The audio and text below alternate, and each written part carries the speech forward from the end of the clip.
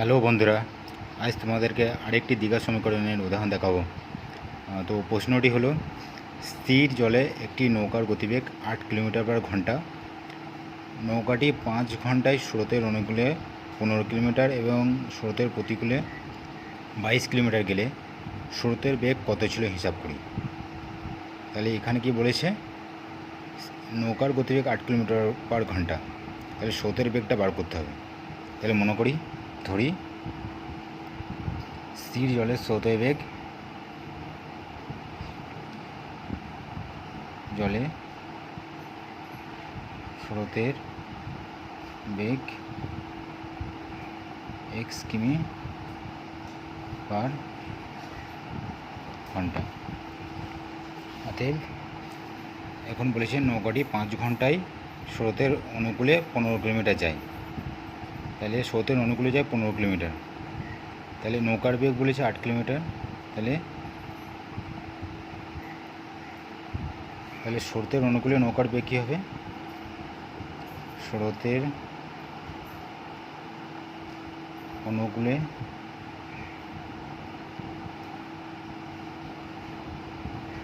নৌকার বেগ 8/8 + x কিমি পার ঘন্টা এবং স্রোতের প্রতিকূলে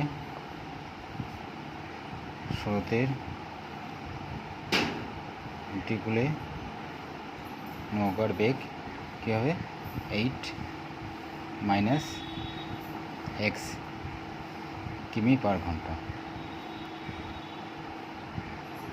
কারণ অনুকূলে বেশি হবে, প্রতিকূলে কম হবে।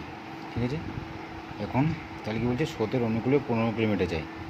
তাহলে এখন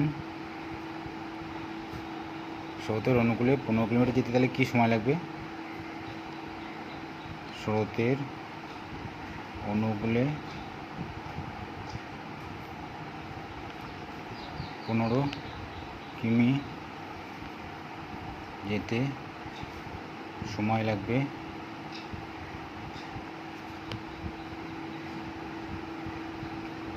15/8 + x ঘন্টা এবং স্রোতের প্রতিকূলে 22 কিলোমিটার, প্রতিকূলে 22 কিমি যেতে সময় লাগবে 22/8 - x ঘন্টা।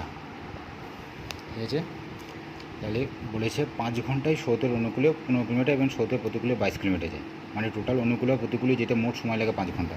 তাহলে শর্ত অনুসারে লিখলে হয় না, প্রশ্ন অনুসারে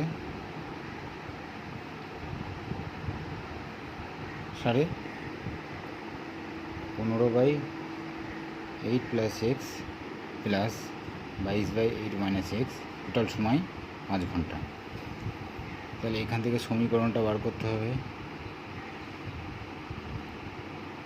8 + x × 8 - x, তাহলে 120 - 15x প্লাস 22 8 হচ্ছে 22 4 2 16 আর 16 17 176 প্লাস 22x = 5, বা নিচেটা যদি গুণ করি তাহলে হবে স্কোয়ার - বি স্কোয়ারের ফর্মুলা চলে যাচ্ছে 64 - x²।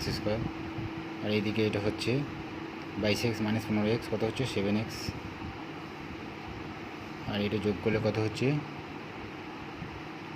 296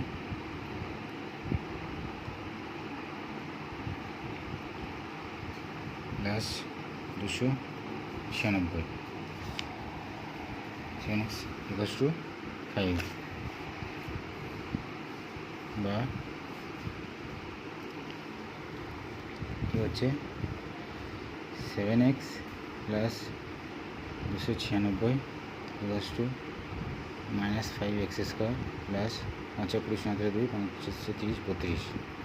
তো তারপর কী হলো, বা 5x² এটা যদি একবারে করে নিই তাহলে 5x স্কোয়ার এদিকে চলে এলো, আর এদিকে তাহলে মাইনাস 7x 5x স্কোয়ার, এদিকে 5x স্কোয়ারটা এদিকে নিয়ে চলে এলাম, প্লাস 7x হয়ে গেল।